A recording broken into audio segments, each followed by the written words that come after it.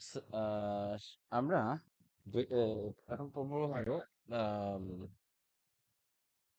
ইয়ের mechanical ventilation এর আগের পড়ানো হয়েছিল। তো আজকে একটু দেখবো হলো মেকানিক্যাল ভেন্টিলেশন রিলেটেড একটা টপিক। সেটা হলো ভেন্টিলেটর অ্যাসোসিয়েটেড নিউমোনিয়া, মানে ভেন্টিলেটর থাকার ফলে বেশ কিছুদিন বা সময় থাকার ফলে এক ধরনের নিউমোনিয়া হয়, সেই রিলেটেড একটা নিউমোনিয়া সম্পর্কিত পড়বো। এটা কিভাবে প্রিভেন্ট করা যায় সেটা একটু জানা যাবো। Minimal sedation and periodically monitor the patient for winning readiness.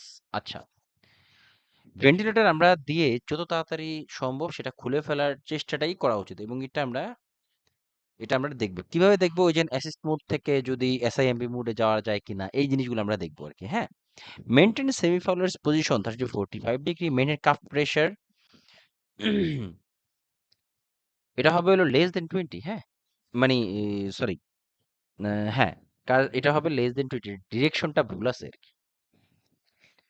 তারপরে suctioning only as needed, frequent suctioning increase the risk of tracheal and bronchial trauma, bleeding and hypoxia. Yes, suction যদি প্রয়োজন হয় তখনই আমরা সাকশনটা দিব, না হলে কিন্তু ওই যে বারবার যখন ইনসার্ট করা হয় না টিউবটা, তখন তোমার ওই ড্যামেজ হয়ে যায় এগুলি। এই তারপরে perform oral care with chlorhexidine, avoid PPI and antihistamine. Yes, দেখো পিপিআই কেন অ্যাভয়েড করতে হবে, মানে ওমিপ্রাজোল, ল্যান্সোপ্রাজোল, এগুলো এই ধরনের কেন আমরা অ্যাভয়েড করতে বলি, তারপর ইনক্লুডিং অ্যান্টিহিস্টামিন, কারণ এরা আমাদের এই স্টোমাকে, বিশেষ করে প্রোটন পাম্প ইনহিবিটর, এটা কিন্তু আমাদের অ্যাসিডিটি, ইন্টেস্টাইনাল যে অ্যাসিডিটি, এটা কমায় দেয়, স্টোমাক অ্যাসিড কমায় দেয়। ফলে কি হয়, আমাদের বডিতে মাইক্রো অ্যাসিড কিন্তু মাইক্রো অর্গানিজম মেরে ফেলে, তাই না? এটাই তো আমরা জানি অ্যাসিড। তো এই যখন আমরা এই ধরনের ড্রাগ খাই তখন এটা কমে গেলে, অ্যাসিডই যদি কমে যায়, তবে মাইক্রো ডেভেলপ করা শুরু করতে পারে। এই জন্য মানে এটাকে কোলোনাইজেশন বলে আর কি। হ্যাঁ, ব্যাকটেরিয়া গ্রোথ প্রমোট করতে পারে অ্যাসিড কমে গেলে। এই জন্য আমরা পিপিআই এবং অ্যান্টিহিস্টামিন অ্যাভয়েড করতে পারি। If patient is on tube feeding, check residual every 4 hours, avoid bolus feeding.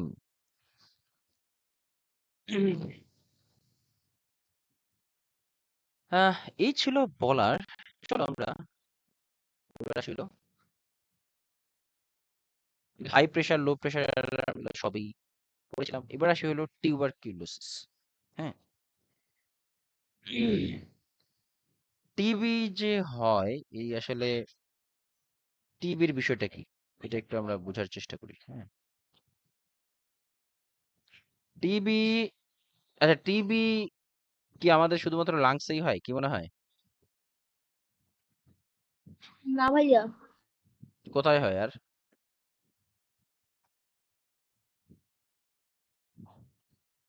ভাইয়া আমার ফ্রেন্ডের তো হচ্ছে ইয়ে তো অ্যাক্সিলারি তো হয়েছিল। আচ্ছা, আর রায়হান? হ্যাঁ, আর রায়হান, রায়হান কি নাই? ভাইয়া আসি ভাইয়া, চুল ছাড়া বডি সব জায়গায় হতে পারে। আচ্ছা, অনেক বড় অ্যান্সার দিছো। এমন অ্যান্সার দিছো। আহ, তুমি যেটা বলছো মিথ্যা বলো নাই, তবে আচ্ছা, আরেকটা জিনিস তোমাদেরকে বলি, এই যে টিবি, হ্যাঁ, টিবি কিন্তু এক এক জায়গায় মানে টিবির এই মাইক্রো অর্গানিজমটা যখন ইনফ্লামেশন বা ইনফেকশন হয়, এটা এক একটা জায়গায় আক্রান্ত, এক একটা নাম হয়। যেমন পন্ডস ডিজিজের নাম শুনছো? পন্ডস ডিজিজ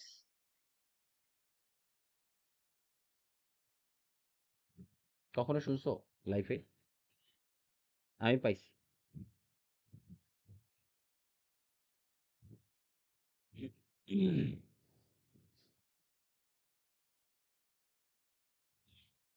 তোমরা মনে হয় নাম শুনো নাই না? আচ্ছা, বলে দিই। এই মাইক্রোব্যাকটেরিয়াম টিউবারকুলোসিস বা মাইক্রোব্যাকটেরিয়াম টিউবারকুলোসিস, এই অর্গানিজমটা আমাদের লাংসে যখন ইনফ্লামেশন বা ইনফেকশন তৈরি করে, এটাকে বলা হয় টিউবারকুলোসিস, মানে টিবি। আর যখন আমাদের স্পাইনাল কর্ডে আক্রান্ত করে তখন এগুলো কটস ডিজিজ। অ্যাক্সিলারিতে ওই যে না আক্রান্ত হয়েছে তখন এটাকে কি বলে এটা আমি জানি না, তবে অ্যাক্সিলারি টিবিও হইতে পারে এরকম একটা নাম। তবে আমি আইসিইউতে এটা আমি পাইছি কয়েকবার, মাইক্রোভেকশন টিউবার। যাই হোক, এটা আসলে বিষয় না। বিষয়টা হলো যে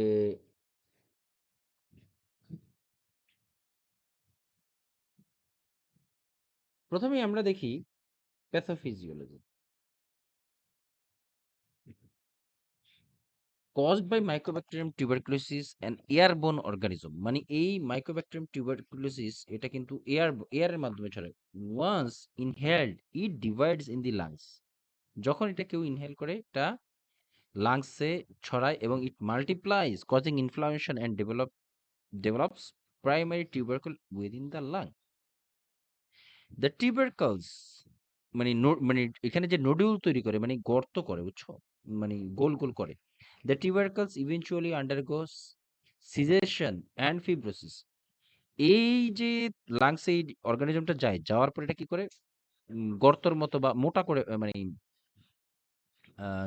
নোডিউল আই মিন মোটা মোটা ফুলায় ফুলায় দেয় এবং এই ফুলে যাওয়া জায়গাগুলোতে আবার নেক্রোসিস হয়, মানে সেল ড্যামেজ হয় এবং ফিব্রোসিস হয়।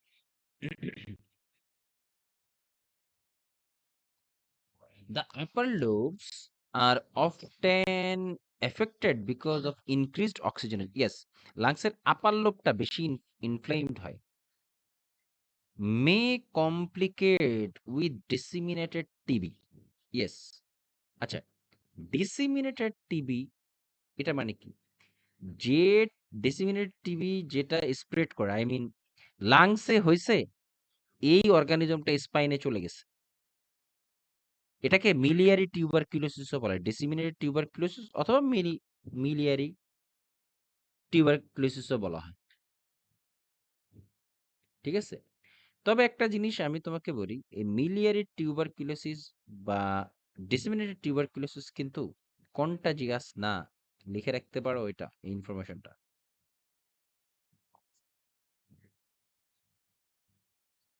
ডিসিমিনেটেড টিউবারকুলোসিস বা miliary tuberculosis is not contagious, মাথায় রাখো। অনলি লাং টিবিটা কিন্তু কন্টাজিয়াস, মানে এয়ারবর্ন।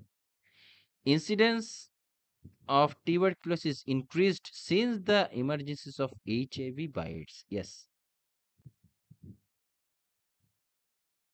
যদি কারো এইচআইভি বা এইডস থাকে তার ক্ষেত্রে টিবি হওয়ার যে পার্সেন্টেজটা আরো বেশি বেড়ে যায়। ঠিক আছে, এটা কিন্তু মাথায় রাখতে হবে। এবার আসি হলো কোন কোন জিনিসগুলা যে মানে তোমার এয়ারবোর্ন ওয়ে ছড়ায়, যদিও এটা অফিসিয়ালি আমরা ইয়েতে পড়ি, আম, কি বলে এটাকে, যে এই জিনিসগুলো আমরা পড়ি হলো আম, আরে ইনফেকশন কন্ট্রোলে, বাট এখানে আমরা একটু বলবো, সেটা প্রয়োজন আছে। ঠিক আছে, এয়ারবোর্ন ডিজিজ বা এয়ারবোর্ন কন্ডিশনস, যেই ডিজিজগুলা এয়ারের মাধ্যমে ছড়ায়, যেটাকে সংক্ষেপে এমটিভি এস বলে, এস এমটিভি এস এভাবে। ঠিক আছে, এমটিভি মানে ওই যে একটা চ্যানেলের নাম আছে এমটিভি।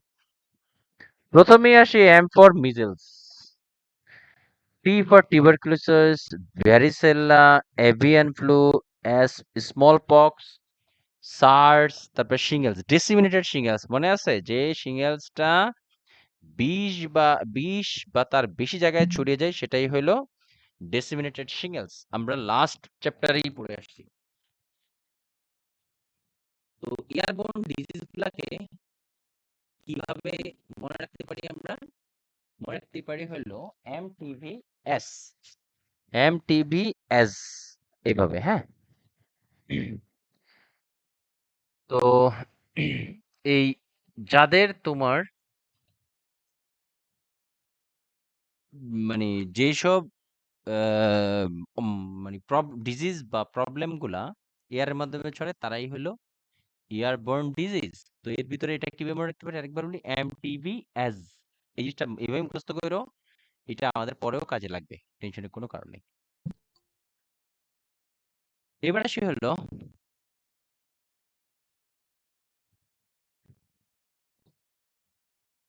এবারে হলো হাই রিস্ক গ্রুপস, কাদের এটা হতে পারে?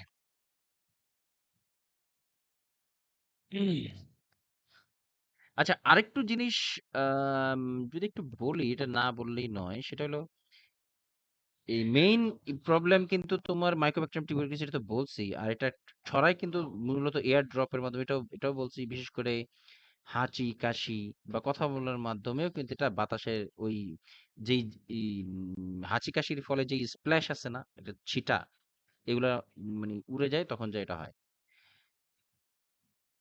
তাহলে যেহেতু এটা এয়ারের মাধ্যমে ছড়ায়, তাহলে কি করতে হবে? এয়ারবোর্ন প্রিকশন নিতে হবে। এয়ারবোর্ন প্রিকশন কি কি সেটা পরে আমরা জানবো। তারপরে আসি হলো অ্যাক্টিভ লেটেন্ট আছে কিছু, এই জিনিসগুলো আমরা ধীরে ধীরে জানতে পারবো। হ্যাঁ, এবার আসি হলো হাই রিস্ক গ্রুপ কারা, কাদের এই ইয়েটা হওয়ার চান্স থাকে। প্রথমেই আসি হলো নন ককেশিয়ানস, মানে ইউরোপিয়ান যারা। নন ককেশিয়ানস বলতে ইউরোপিয়ানদের এটার চান্স বেশি, নেটিভ আমেরিকানস, তারপর লো সোশিও ইকোনমিক গ্রুপস যারা একটু স্ল্যাম এরিয়াতে, তাদের ক্ষেত্রে এটা খুবই চান্স হাই থাকে।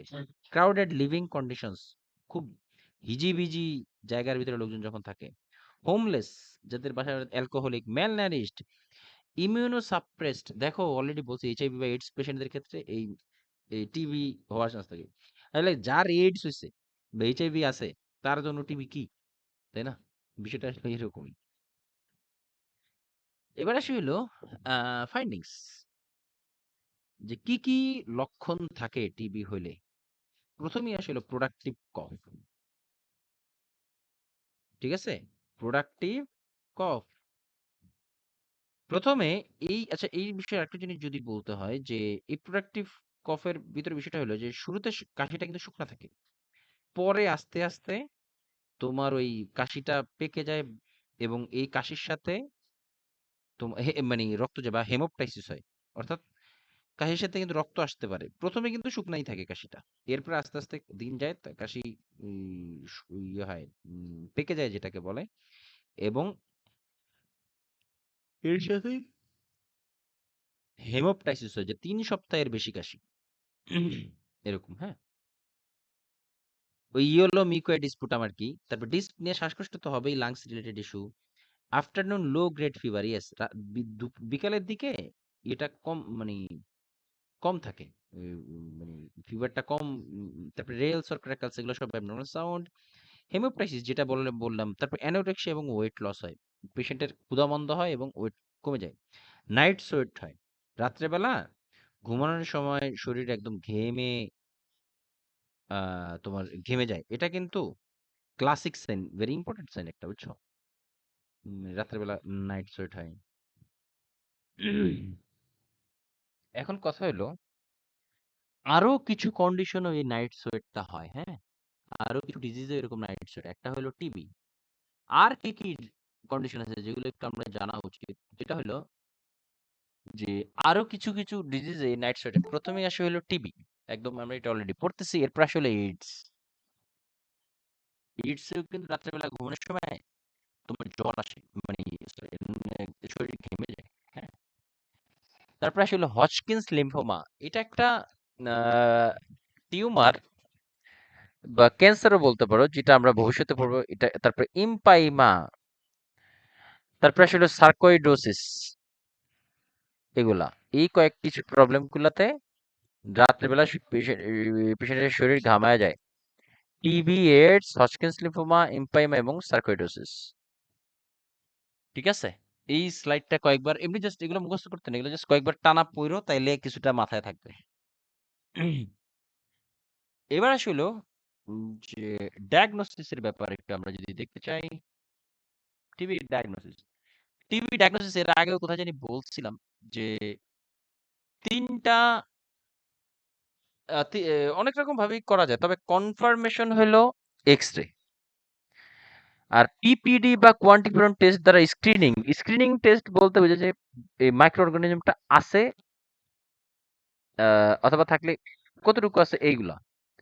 আর এক্স-রে হলো 100% উপস্থিতি বোঝা যায়। এক্স-রে তোমার পিপিডি যদি পজিটিভ পাওয়া যায়, পিপিডি যদি পজিটিভ বা কোয়ান্টিফায়ার টেস্ট যদি পজিটিভ থাকে, তখন কিন্তু এক্স-রে করতে হয় কনফার্মেশন হওয়ার জন্য। আর স্পুটাম দেয় অনেকে, দেখবা যে sputum acid fast bacilli test করে এই স্পুটামে। মানে স্পুটামে এই অর্গানিজম উপস্থিতি আছে কিনা, এএফবি বলা এটাকে, অ্যাসিড ফাস্ট ব্যাসিলাই। এই দেখবে যাদের টিবি হয় তাদের কিন্তু এক্সরে করে প্লাস থুথু দিতে বলে, মানে স্পুটাম। স্পুটাম দ্বারা জাস্ট এটা দেখা যায় যে ওই জীবাণুটা মানে কি বলে অ্যাক্টিভলি কাজ করতেছে কিনা। এই পিপিডি কিন্তু PPD and QuantiFERON just screening test, screening করে যে কি অবস্থায়। আর X-ray shows extended of disease but doesn't confirm active disease. X-ray কিন্তু দিয়ে আমরা দেখতে পারি যে নোডিউলটা কতটুকু বড় হয়েছে নাকি ছোট হয়ে গেছে, এই জিনিসটা দেখা যায়, কিন্তু কনফার্ম করে না।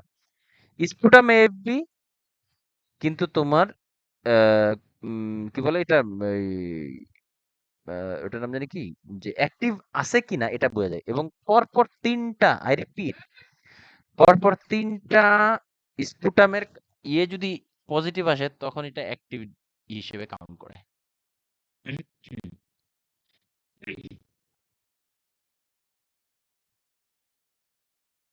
তারপরে আসি হলো কোয়ান্টিফারেন্ট। এটা তো বললামই, এটা reliable in patient who are been vaccinated with BCG. QuantiFERON TB gold test. তারপর হলো elevated WBC and ESR. WBC এবং ইএসআর বাড়ে না এমন কোনো ডিজিজ নাই আসলে, তো অতএব এটা 100% অ্যাকুরেটলি ধরা যাবে না। মেইন তিনটা জিনিস, একটা হলো পিপিডি, চেস্ট এক্স-রে, আর একটা হলো স্পুটাম। স্পুটাম দ্বারা জাস্ট অ্যাক্টিভ আছে কিনা অর্গানিজমটা এটা দেখা যায়। এক্স-রে দ্বারা কতটুকু প্রোগ্রেশন হলো নাকি ডিমিনিশড হলো এটা দেখা যায়। আর পিপিডি হইলো যে তোমার স্ক্রিনিং শেষ। এটা ছিল মেডিকেল ম্যানেজমেন্ট। আচ্ছা এইখানে আম, আচ্ছা এটাই থাকুক। এবার আসে হলো মেডিকেল ম্যানেজমেন্ট। প্রথমে আসে হলো average treatment duration 6 to 9 months for HIV patients may be longer duration. সাধারণত এই টিবি টেস্ট আমরা সবাই প্রেডিকশন দেখি যে কমপক্ষে 6 মাস ওষুধ খেতে হবে, এটা বিভিন্ন টিভি চ্যানেলেও দিত। এবং এই 6 মাসের ভিতরে যদি একবারের জন্য যদি এক বেলা ওষুধও মিস হয় তাহলে আবার 6 মাস। এবং এই জন্য এই রোগটাকে প্রিভেন্ট করার জন্য তোমার ডট প্রোগ্রাম তৈরি হয়েছে, ডট, DOT, ডট, ব্যাচে আমরা নার্সিং এ পড়েছিলাম। তারপরে আসলে এই ড্রাগের জন্য যে ড্রাগ, এই এই রোগের জন্য যে ড্রাগগুলা ব্যবহার করা হয়, এটা অনেক টাইপের ড্রাগ ব্যবহার করা হয়, তবে খুবই উইক করে ফেলে ড্রাগগুলা। তো multi drug regimen is use to kill the organism as quickly as possible and prevent the of emergence of drug resistant organism। মানে হলো যে তোমার এই রোগের জন্য অনেকগুলাই তোমার মেডিসিন দেওয়ার প্রয়োজন এবং যতদূর সম্ভব এটা কমানোর চেষ্টা করবে। Those who are exposed are treated prophylactically with isoniazid for 9 to 12 months। যারা এটাতে আক্রান্ত হয়েছে তাদেরকেও, মানে মানে আমার টিবি হয় নাই বাট আমি আক্রান্ত হয়েছি আরেকজনের কারণে, তাদেরকেও 9 থেকে 12 মাস তোমার ট্রিটমেন্টের আওতায় রাখতে হয়। Medications are categorized into first and second line drug. ঠিক আছে, প্রথম ফার্স্ট লাইন এবং সেকেন্ড লাইন ড্রাগ হিসেবেও কিছু ড্রাগের বিষয় আছে, সেটা দেওয়া হয়। তো এই জিনিসটা আমরা একটু কি কি আছে একটু দেখিনি, হালকা করে দেখি। দেখো অ্যান্টিটিউবারকুলোসিস ট্রিটমেন্ট বা এটা ফার্স্ট লাইন ড্রাগের মধ্যে আইসোনাইজেট, এথামবিউটল, রিফাম্পিসিন, স্ট্রেপ্টোমাইসিন, পাইরাজিনামাইড এটসেট্রা। আরেকবার একটু বলে আইসোনাইজেট, প্রথমে মনে রাখবে আইসোনাইজেট, ইথামবিউটল, রিফাম্পিসিন, স্ট্রেপ্টোমাইসিন, পাইরাজিনামাইড। তো সেকেন্ড লাইন হিসেবে ইথোনামাইড, কেপ্টোমাইসিন, কেনামাইসিন, প্যারামিনোস্যালিসাইলিক অ্যাসিড, এগুলো হলো সেকেন্ড লাইন ড্রাগ হিসেবে। তবে স্পেসিফিক ভাবে কিছু কিছু জিনিস একদম খুবই জানতে চাই অ্যানক্লেক্স, যেটা খুবই স্পেসিফিক ভাবে আমার বলতেই হবে। প্রথমেই আসি হলো ফার্স্ট লাইন ড্রাগের যারা আছে তাদের সম্পর্কে একটু বলি, আইসোনাইজেট সম্পর্কে।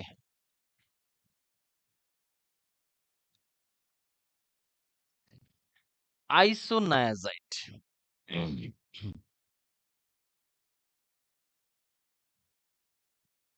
আইসোনায়াজাইডের আম আসলে আচ্ছা এই ড্রাগ গুলা কিন্তু মুখস্থ করতে হবে, হ্যাঁ? At least first line drug যেন তোমার মুখস্থ থাকে। মনে রাখবা। তুমি এই যে ফার্স্ট লাইন ড্রাগ হিসেবে যেন তোমার এই ড্রাগ গুলা মনে থাকে। তুমি ফার্স্ট লাইন যদি মনে রাখতে পারো, সেকেন্ড গুলা এর ফার্স্ট লাইন যেগুলোতে নাই তার মানে সেকেন্ড লাইন ড্রাগ, এভাবে মাথায় রাখলেই হবে। ফার্স্ট লাইন ড্রাগ গুলো অবশ্যই মনে রাখবা। ইম্পর্টেন্ট। তো আইসোনায়াজিডের তোমার এই ড্রাগ খাওয়ার ফলে কি কি প্রবলেম হয়? প্রথমে আসলে হেপাটোটক্সিসিটি, তার এই তারপরে তোমার ভিটামিন বি সিক্স ডেফিসিয়েন্সি। দেখো, খুব ইম্পর্টেন্ট একটা জিনিস এখানে, যে এই আইসোনায়াজাইড ড্রাগ খেলে হেপাটোটক্সিসিটি হয়। আর প্রশ্নে তোমাকে হয়তো হেপাটোটক্সিসিটি বলবে না, বলবে যে বিলিরুবিন বেড়ে গেছে। মানে কি? জন্ডিস। এই জন্ডিসটা তাহলে কিসের কারণে হলো? আইসোনায়াজাইড ড্রাগের কারণে। এরকম তোমার সারমর্ম থাকবে, তোমার এটা ভিতর থেকে চিন্তা করতে হবে। আইসোনায়াজাইডের ফলে হেপাটোটক্সিসিটিতে আমরা এখানে পড়তেছি, কিন্তু কোশ্চেনে পাবো হলো জন্ডিস। মানে কি? Liver problem, hepatotoxicity, hepatic problem, এগুলা হতে পারে। এবং এই ড্রাগ ভিটামিন বি সিক্স, মানে যে বডিতে কাজ করবে, মানে বডিতে যে ভিটামিন বি সিক্স, এই ভিটামিনটা যে কাজ করবে সেটাকে স্লো করে দেয় বা সেটার কার্যক্ষমতা নষ্ট করে কিছুটা। এই জন্য এই ড্রাগের ফলে পেরিফেরাল নিউরাইটিস হয়। পেরিফেরাল মানে পেরিফেরাল, দূরে বডির, বিশেষ করে হাতের আঙুল পায়ে ঝিনঝিন শিনশিন এরকম করে এই ড্রাগের কারণে। তাহলে আমরা কি করব? Simple, take in empty stomach, খালি পেটে খেতে হবে, উইথ কি বলে 80 আউন্স, 8 আউন্স অফ, 80 না, 8 ounce of water before meals. Patient before meals মানে তো খালি পেটে আর কি, হ্যাঁ? এমটি স্টোমাকে খেতে হয় এই ড্রাগ। ঠিক আছে? এবং ভিটামিন বি সিক্স প্রেসক্রাইব করতে হবে, সিম্পল, যেহেতু এই ড্রাগের কারণে পেরিফেরাল নিউরোপ্যাথি হয় বা নিউরাইটিস হয়। আরো কিছু এইটার সাথে সিমিলার লেখে আরো ৩টা ড্রাগ আছে যেগুলোর কারণে পেরিফেরাল নিউরোপ্যাথি হয়। একটু বলে দেই। প্রথমেই আসে হলো এই আইসোনায়াজাইড, তারপর আসে হলো ভিনক্রিস্টিন। এই যে দেখো, এই যে drugs causing peripheral neuropathy occurs due to deficiency of vitamin B6. এই ড্রাগগুলা ভিটামিন বি সিক্স এর যে কার্যক্ষমতা বা কম্বাইনেশন এফেক্ট, এটাকে কমায় দেয়। এই জন্য ভিটামিন বি সিক্স এর আলাদাভাবে নিতে হয়। এবং আমরা তাহলে কি বুঝলাম? যে ভিটামিন বি সিক্স দ্বারাও পেরিফেরাল নিউরোপ্যাথি হয়। তো এখানে যদিও ২টা ড্রাগের কথা বলা আছে, আইসোনাইজাইড আর ভিনক্রিস্টিন, আরেকটা ড্রাগ আছে, এটা তো এখানে তোমাদের এখানে লেখা নাই, সেটা একটু লিখে রাখো। সেটা হলো আইসোনাইজাইড, ভিনক্রিস্টিন, আরেকটা হলো অ্যামিওডেরন। অ্যামিওডেরন।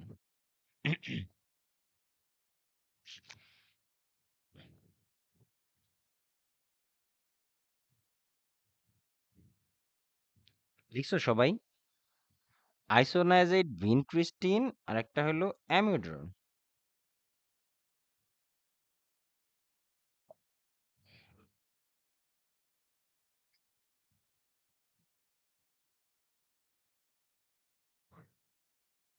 লিখছো? এই অ্যামিওডেরন কোন ধরনের ড্রাগ বলো তো?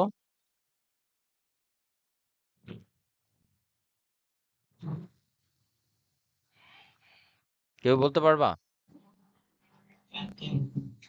হ্যাঁ, কে কি বললো আমি শুনতে পাইনি। অ্যামিওডেরন কোন ধরনের ড্রাগ? অবশ্যই পড়াইছি, বললেই বলবো আরে তো পড়ছিলাম তো। Anti-arrhythmic drug. Yes, anti arrhythmic drug amiodarone. Important, হ্যাঁ। এই ৩টা ড্রাগ, এখানে যদি ২টা লেখা আছে স্লাইডে, বাট আরেকটা আছে, সেটা হলো আইসোনাইজার, ভিনক্রিস্টিন, একটা হলো অ্যামিডরন। এই ৩টে ড্রাগ এরা পেরিফেরাল নিউরোপ্যাথি করে এবং ভিটামিন বি সিক্স এর কার্যক্ষমতাকে স্লো করে দেয়। ইম্পর্টেন্ট, কোশ্চেনে আসে। এবার আসে হলো ইথামবিউটল। আইসোনাইজার, তারপরে স্ট্রিপ্টোমাইসিন, ইথামবিউটল, এটা জানতে হবে, হ্যাঁ? ইথামবিউটল সাইড এফেক্ট কি? Optic neuritis.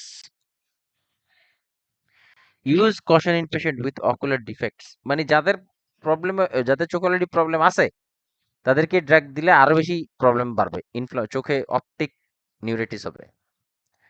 Patient education administer food to prevent GI irritation. তারপর আসে হলো রিফাম্পিসিন, খুবই খুবই এই রিফাম্পিসিন এবং আইসোনেট থেকে কোশ্চেন আসে, এখান থেকে কোশ্চেন থাকলে এটা রিলেটেড কোশ্চেন থাকবেই। আচ্ছা, রিফাম্পিসিন কি করে? হেপাটোটক্সিসিটি করে।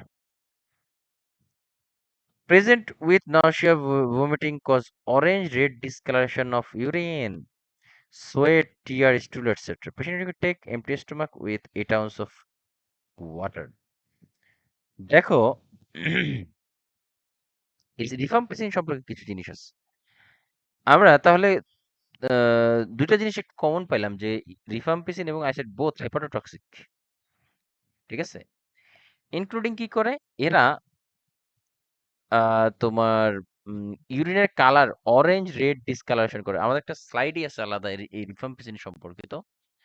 তো এখানে একটু দেখে নিই, আমরা রিফাম্পিসিন সম্পর্কিত কিছু কথাবার্তা বলা আছে। Rifampicin most commonly used like এই যে rifampicin, rifampicin, etc. help to prevent mycobacterium avium complex disease in HIV. Rifamycin, rifamycin, ওকে, এটাই। আচ্ছা, এই ড্রাগ খেলে কি হয়? Can reduce the effect of, আচ্ছা, এটা তো এট এ টাইম এটা কিন্তু আমাদের হেপাটোটক্সিক করে, প্লাস আমাদের ইউরিন কালারও চেঞ্জ করে দেয়। আরেকটা বিষয় আসে হলো এই রিফাম্পিসিন, এই রিফাপেন্টিন, এটা কিন্তু ট্রেড নেম, জেনেরিক না, হ্যাঁ। Can reduce the effect of contraceptives, will need additional non hormonal contraceptives, yes. এই রিফাম্পিসিন কিন্তু একটা প্রবলেম করে। এই প্রবলেমটা হলো কি, সে মানে কন্ট্রাসেপটিভ যেই পিলগুলো আছে এগুলাকে ইয়ে করে দেয়, মানে কার্যক্ষমতাকে ডিস্ট্রয় করে দেয়। এই জন্য এই রিফাম্পিসিন যারা খায় তারা কিন্তু শুধুমাত্র কন্ট্রাসেপটিভ পিলের উপরে ভরসা করলে কিন্তু উল্টাপাল্টা হয়ে যাবে হিসাব। এই জন্য নন হরমোনাল যে মেথড গুলো আছে এগুলা ব্যবহার করতে হবে। আদার ড্রাগস নিডস অ্যাডিশন। আচ্ছা, আরো কিছু জিনিস অলরেডি বলে দেই। আরো কিছু ড্রাগ আছে যেগুলার যেগুলার সাথেও তোমার আম, শুধুমাত্র ওই কন্ট্রাসেপ্ট, কি বলে, ওই ওরাল কন্ট্রাসেপ্টিভের উপরে ভরসা করলে লাভ হবে না। তোমার করতে হবে, কি বলে এটাকে, যে তোমার barrier method, I mean condom হতে পারে অথবা স্পঞ্জ, এগুলো হতে পারে, এগুলোর উপরে ভরসা করতে হবে। অনলি ড্রাগ কাজে দিবে না। এমন ড্রাগ গুলা কি কি? ডাইল্যান্টিন, টেট্রাসাইক্লিন, অ্যাকুটেন। ঠিক আছে? টেট্রাসাইক্লিনের ফলে কি প্রবলেম হয় দেখি, বলো তো। Tetras, Conversion. হ্যাঁ, বলো তো, কে বলতে পারবে এখানে? সবাই Contraindicated in pregnancy. অবশ্যই, বাট কেন? Teeth, আমি এটা বলছি, আমি বলো তো কেন, কেন কন্ট্রাইন্ডিকেটেড, কি প্রবলেম? yeah, teeth discoloration করে teratogenic effect. ডিপ ডিস্ক, দাঁত হলুদ, অবশ্যই টেরাটোজেনিক এফেক্ট, অবশ্যই, কিন্তু কথা হলো টিথ ডিসকালারেশনের জন্য আম, আচ্ছা, বাকিদের কি মতামত একটু শুনি।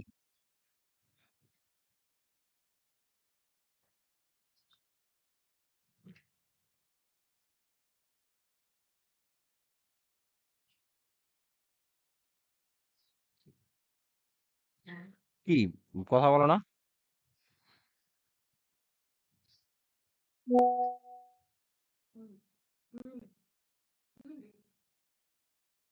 এই কেউই পারতেছো না? টেট্রাসাইক্লিন বললাম না কয়েকদিন আগে।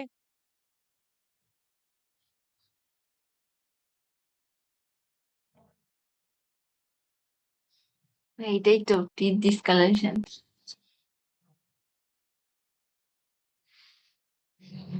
আল্লাহু আকবার। অ্যাকুটেন,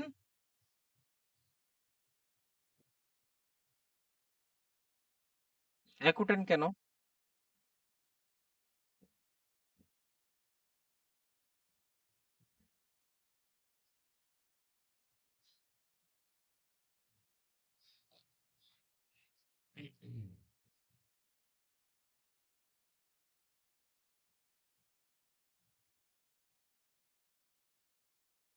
তোমরা কি এটা ইয়ের তো নাম বার্থ শুনছো? ডিফেক্ট করে, জন্মগত অবশ্যই বার্থ ডিফেক্ট করে। অবশ্যই বার্থ ডিফেক্ট করে, সেটা একটা নাম আছে, মনে আছে কিছু? congenital malformation.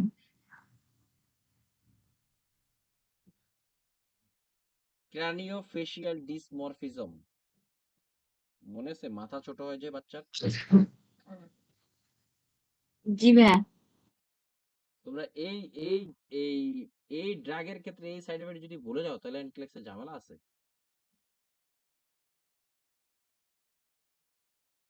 বুঝছো? এই ইনফরমেশন যদি ভুলে যাও কোনো কারণে, যে টেট্রাসাইক্লিন এইসব কাজ করে, তার ডায়াল্যান্টিন করে হলো ফিটাল হাইড্রেন্টোইন প্রবলেম। ডায়াল্যান্টিন মনে হয় তোমরা পড়ো নাই, যাই হোক যেটা পড়েছো ওটার উপরে জিজ্ঞাসা করছিলাম, এটা পাওয়া উচিত ছিল সবার। অবশ্যই টেরিটোজেনিক এফেক্ট, অবশ্যই, কিন্তু কথা হলো এইভাবে তো হবে না, তোমার স্পেসিফিক জানতে হয়। আচ্ছা, এই রিফাম্পিসিন খেলে অরেঞ্জ রেড কালার ইউরিন হয়, ডিসকাশন অফ ইউরিন তো হয়, ওকে। আর একটা ড্রাগের কারণে হয় যেটা হলো ফেনাজোপাইরিডিন। ফেনাজোপাইরিডিন এই ড্রাগের কারণেও কিন্তু তোমার এই কি বলে অরেঞ্জ ডিসকালারেশন। ফেনাজোপাইরিডিন কি ধরনের ড্রাগ বলতে পারো? পাইসানো, এটা পাইসানোর পড়া উচিত, পাইসানো আঁখি পাখিতে পড়ানো হয়নি।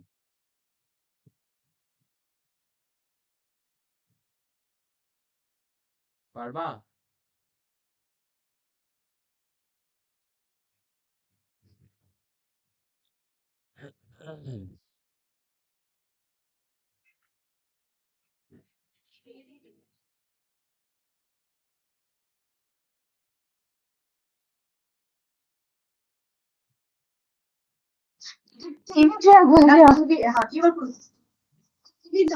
কিডনি দিল। বুঝি নাই। ভাই এটা তো টিভি ট্র্যাক। রেনালের কোন জায়গা? ফেনাজোপাইরিডিন টিবি ড্রাগ। এটা ইউটিএল তে দেয়। হ্যাঁ, ইউটিআর অ্যানালজেসি। আরে ইউরিনারি ট্র্যাক ইনফেকশনে ব্যথা হয় না, ওই যে ইউরেথ্রায় ব্যথা হয় না, এই ব্যথার কারণে এই ওষুধ দেয় ফিনাজোপাইরিডিন। বুঝলাম না কিছু। Urinary tract analgesic. হ্যাঁ, এই ফিনাজোপাইরিডিন, তারপরে রিফাম্পিসিন, এগুলা অরেঞ্জ ডিসকালারেশন করে, ইউরিনের কালার চেঞ্জ করে ফেলে। ফিনাজোপাইরিডিন অরেঞ্জ রেড কালার তৈরি করে, রিফাম্পিসিন অরেঞ্জ রেড। এই স্লাইডটা অনেক ইম্পর্টেন্ট, অনেকবার পড়বা। ফেনাজোপাইরিডিন অরেঞ্জ রেড, রিফাম্পিসিন তার ফিনেটোইন অ্যান্টিকনভাস্টেন্ট ড্রাগ পিঙ্ক রেড বা রেড ব্রাউন করে। তবে উপরে দুইটা তো মাস্ট পড়তেই হবে, মেট্রিডাজল ডিপ রেড ব্রাউন, উপরে দুইটা থেকে প্রশ্নের অভাব নেই, পাওয়া যায়, সব সব কোশ্চেন ব্যাংকে আসে। Phenazopyridine orange red, rifampicin orange red, এগুলা।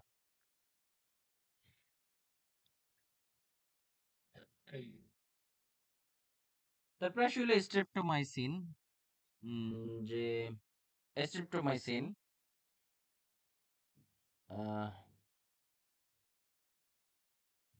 এদেরও কি হয়? আচ্ছা, স্ট্রেপ্টোমাইসিন কোন ধরনের ড্রাগ বলতে পারবা? অ্যামাইনো গ্লাইকোসাইড, হ্যাঁ। ও তোমরা তো ইয়ে পড়ো নাই, অ্যান্টিবায়োটিক তো পড়ো নাই, চ্যাপ্টার আছে।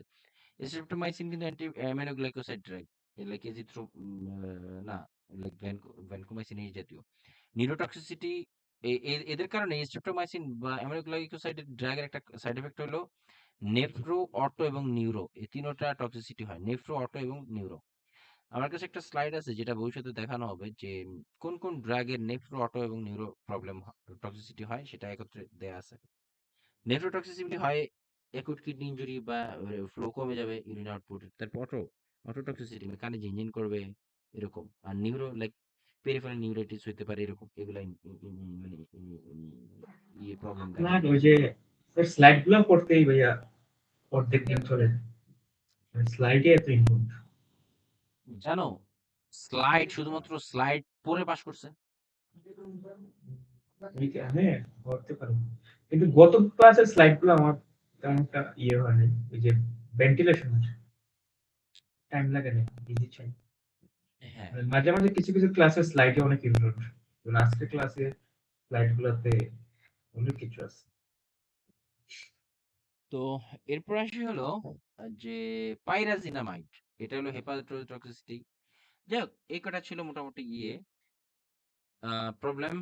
তা আমি কিছু ওভারঅল আমি আর এই যে পাইরাজিনামাইড এখানে কেন দিলেন টিবি ড্রাগের ভিতরে? বুঝি নেই পাইরাজিনামাইড কি হচ্ছে। মানে আপনি শিখিয়ে যে পাইরাজিনামাইড এই টিবি হ্যাঁ, ড্রাগের ভিতরে লিখলো কেন? এটা তো টিবি ড্রাগই। ও আচ্ছা আচ্ছা, ফেনাজোপাইরিডিন এটার সাথে ভুলে গেছি। জি, টিবি ড্রাগই আইসোনায়াজাইড, ইথাম্বিউটল, রিফাম্পিসিন, স্ট্রিপ্টোমাইসিন, পাইরাজিনামাইড। ফেনাজোপাইরিডিন কিন্তু ড্রাগ কজিং ইউরিন ডিসকালার, এগুলা কিন্তু আবার টিবি ড্রাগ না। রিফাম্পিসিন অনলি টিবি ড্রাগ, বাকিগুলো কিন্তু আরো অন্যান্য জায়গার ড্রাগ। ফেনাজোপাইরিডিন হলো ইউরিনারি ট্র্যাক ইনফেকশনে ব্যথা যে হয় ওইখানে ব্যবহার হয়। এটা TB drug. Phenytoin anti convulsant drug. Levodopa, এটা হলো তোমার জি অ্যালজাইমার, পার্কিনসন। পার্কিনসন, সরি, কিন্তু পার্কিনসনে খুবই ব্যবহার হয়। মেট্রোনিডাজল তো আর এটা গ্রুপটার নাম জানি কি, যে এটা তো জানোই, ফ্লাজিল অ্যান্টিবায়োটিক। এটা এগুলোর কারণে কিন্তু orange, sorry, urine discolouration, orange না, ইউরিন ডিসকালারেশন। রিফাম্পিসি তো টিবি ড্রাগ। হ্যাঁ, রিফাম্পিসিন তো অবশ্যই টিবি ড্রাগ, সেটাই তো বলছি, রিফাম্পিসিন টিবি ড্রাগ। তো এই ইয়েতে তোমার টিবি ড্রাগকে সংক্ষেপে, টিবি ড্রাগের এগুলাকে একত্রে সংক্ষেপে রাইট থেরাপি বলা হয়। Right, right means rifampicin, isoniazid, pyrazinamide আর ইথাম্বিউটল, এভাবেও অনেক সময় বলে, রাইট থেরাপিও বলে। Right, right means R for rifampicin, isoniazid, pyrazinamide এবং ইথাম্বিউটল। এবার আসি হলো অ্যান্টিবায়োটিক। হ্যাঁ, সাইড এফেক্ট গুলো ইম্পর্টেন্ট কিন্তু, হ্যাঁ, এই যে টিবি ড্রাগের সাইড এফেক্ট খুবই খুবই খুবই ইম্পর্টেন্ট, বিশেষ করে আইসোনিয়াজেড এবং এই রিফাম্পিসিন, এটা তো সাইড এফেক্ট মাস্ট। এখান থেকে কোশ্চেন হলো করেই, প্রত্যেকটা কোশ্চেন ব্যাংকে আমি দেখছি এই জিনিসটা করে। এবার একটু ওই যে, যেহেতু আমরা স্ট্রেপ্টোমাইসিন বলছি, স্ট্রেপ্টোমাইসিন কিন্তু তোমার এই অ্যামাইনো গ্লাইকোসাইড গ্রুপের, অ্যামাইনো গ্লাইকোসাইড গ্রুপের হইলো স্ট্রেপ্টোমাইসিন ড্রাগটা। হ্যাঁ,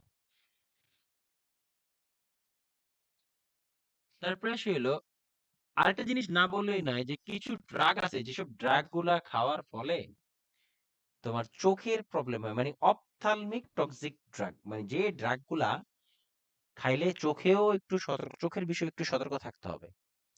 প্রথমেই আসে হলো ইথামবিউটল, তারপর হাইড্রক্সিক্লোরোকুইন, কর্টিকোস্টেরয়েডস। এদের এই ধরনের এই ড্রাগগুলা যারা খায় তাদের জন্য, এই ড্রাগগুলো তারা খেলে কন্টিনিউয়াসলি তাদের চোখে প্রবলেম হয়। আচ্ছা, তোমরা সবাই পড়ছো, এখানে সবাই ছিলা, বলো তো এখানে কোন একটা ড্রাগের মিসিং আছে, কোন ধরনের একটা ড্রাগ মিসিং আছে? অপশন না দিলে বলতে পারবা? অ্যান্টিকোলিনার্জিক।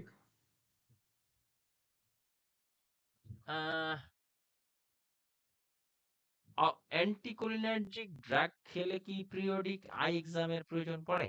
একটা হিন্টস দিলাম। ওরকম করে না। না, বিষয়টা এরকম না। তকির, বিষয়টা হলো যে এইভাবে বলতে চাচ্ছিলাম যে, ধরো তোমার কোনো প্রবলেম নাই, তোর বয়সটা সবই ঠিক আছে, তুমি অ্যান্টিকোলিনার্জিক ড্রাগ খেলে তোমার যে চোখে প্রবলেম, বিষয়টা এটা না। যাদের চোখে প্রবলেম আছে তাদের জন্য অ্যান্টিকোলিনার্জিক খেলে তখন প্রবলেম হতে পারে, এটা হলো অন্য জিনিস। আমি যেটা বলতেছিলাম, এখানে একটা ড্রাগ নাই, সেটা হলো স্ট্যাটিন ড্রাগ, মনে আছে? স্ট্যাটিন, জি সিম্বাস্ট্যাটিন, ভাইয়া, স্ট্যাটিন। অ্যাট্রোভাস্ট্যাটিন, স্ট্যাটিন ড্রাগটা এখানে নাই। ঠিক আছে, বলে দিলাম। Drug toxic for eyes need periodic eye exam like ethambutol, hydroxychloroquine, corticosteroid, এই জন্য every 6 month এদের কিন্তু eye exam এর প্রয়োজন পড়ে, স্টেরয়েড ইনক্লুডিং স্টেরয়েড। আর অ্যামাইনো গ্লাইকোসাইড লাইক যে স্ট্রেপ্টোমাইসিন, ভ্যানকোমাইসিন, আমরা পড়বো এই চ্যাপ্টারে, আমাদের ইয়ে আছে, এই চ্যাপ্টারে আমাদের অ্যান্টিবায়োটিক সম্পর্কিত আমাদের পড়াশোনা আছে। তো আমরা ওইখান থেকে ওইখান থেকে কিন্তু আমরা জানতে পারবো অ্যান্টিবায়োটিক সম্পর্কে ডিটেলস। তো অ্যামিনোগ্লাইকোসাইড এমন এক গ্রুপের ড্রাগ যেখানে ৩টা টক্সিসিটি হয়। অটোটক্সিসিটি, নেফ্রোটক্সিসিটি, আর হলো নিউরোটক্সিসিটি। আই মিন এটা তো আমরা ওভারঅল বলতেছি অটোটক্সিসিটি। মানে কানের প্রবলেম উল্লেখ করবে, কিডনির কোনো প্রবলেম উল্লেখ করে দিবে। এর মানে হলো নেফ্রোটক্সিসিটি। ঠিক আছে? এইভাবে। হ্যাঁ, তারপরে আচ্ছা, এরপর আসি হলো আহ, পরের পেজে, পেজ নাম্বার 14-তে নার্সিং কেয়ার।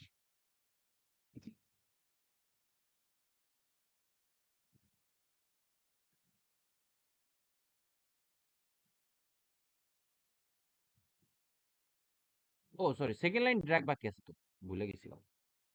এবার আসলে second line drug usually used for MDR multi drug resistant TB. মানে হলো এই সেকেন্ড লাইন ড্রাগ কিন্তু আগে দেয় না, আগে ফার্স্ট লাইন গুলো দেওয়া হয়।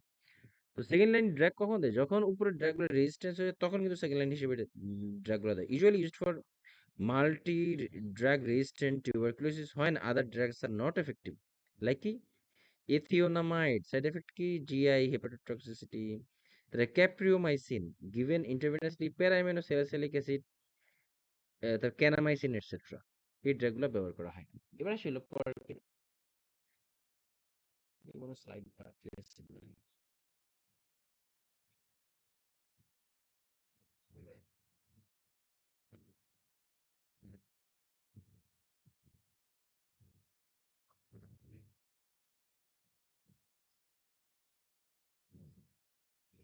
আচ্ছা, একটু জাস্ট একটু বলি, যেটা হলো আইসোনাইট্রিন। এই ড্রাগগুলোর ক্ষেত্রে লিভার ফাংশন টেস্ট, ওই যে মানে হেপাটোটক্সিসিটি আর কি, দেখ এটা আর নতুনভাবে বলা দরকার নেই। এটা একটু শর্টে লেখা আছে জাস্ট একত্র করে, যে কোন ড্রাগগুলা খাবারের আগে খেলে বা এমটি স্টোমাকে খেলে ভালো হয়, এই বিষয়গুলো আর কি। হ্যাঁ, তো তোমার রিফাম্পিসিন এবং আইসোপ্রোনাইজে দুইটাই খালি পেটে, আর আফটার ফুড হলো ইথাম্বিউটল। আর এগুলোর ক্ষেত্রে খাবার আছে কিনা এটা গুরুত্বপূর্ণ না। এবার সে হলো nursing care, prevention of transmission. যেহেতু এটা এয়ারবোর্ন ডিজিজ, এই জন্য আমরা অ্যাপ্রন পরে থাকবো, তাই না? কি মনে হয়? আমরা N95 পরে থাকবো। হ্যাঁ, prevention, negative pressure isolation with 12 exchange of fresh air per hour and should be ventilated to the outside environment if possible. সোজা কথা কি, এই এয়ারবোর্ন প্রিকশনে N95 মাস্ক লাগবে। করোনা কিন্তু এয়ারবোর্ন ছিল, এই জন্য আমরা N95 মাস্ক ব্যবহার করতাম। All staff and visitors should wear airborne precautions. Yes, all the staff and visitors should wear airborne precautions. All specimens are labeled AFB precautions, মানে acid fast bacilli. এবং এই মাইক্রোব্যাকটেরিয়াম টিউবারকুলোসিস ব্যাকটেরিয়াটা অনেক বেশি powerful. এটা high temperature মরে না, এটা খুবই ভেজালের একটা ইয়ে। এই জন্য এটার জন্য প্রত্যেকটা স্পেসিমেনের জন্য প্রত্যেকটা স্পেসে এই AFB প্রিকশন লিখে রাখতে হয়। Hand washing after direct contact with patient or contaminated articles. Respiratory isolation is not necessary for family members because they have been already exposed.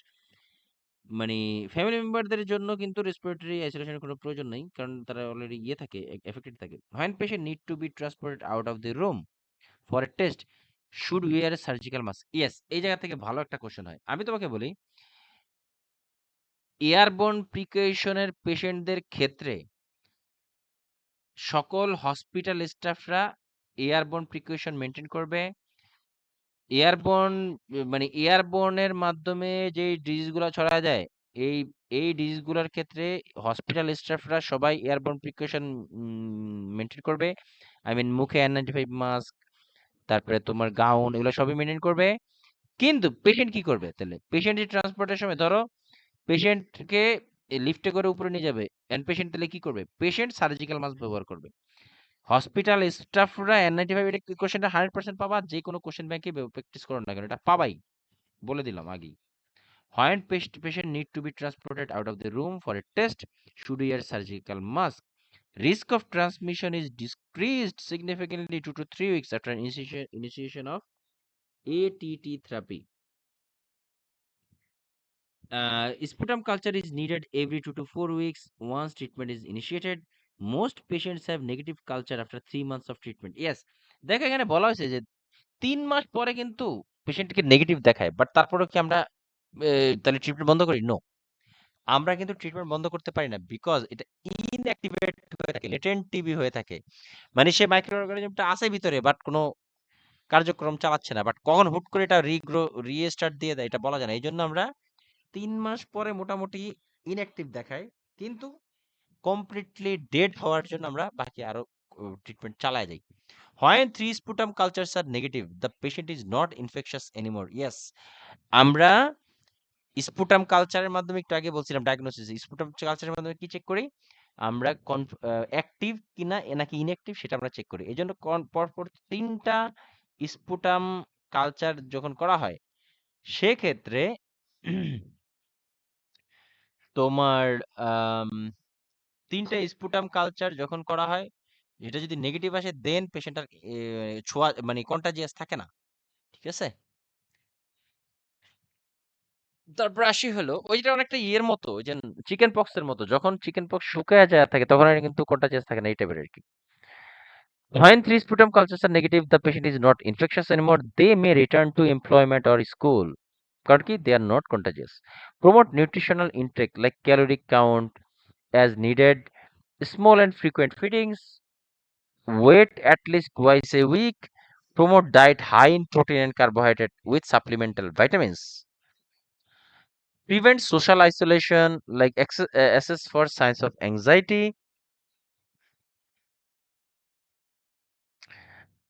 আচ্ছা, তোমাদের একটা প্রশ্ন করি তো, বলো তো, হাই ক্যালোরি ইনটেক কোন কোন ডিজিজের ক্ষেত্রে করতে বলা হয়?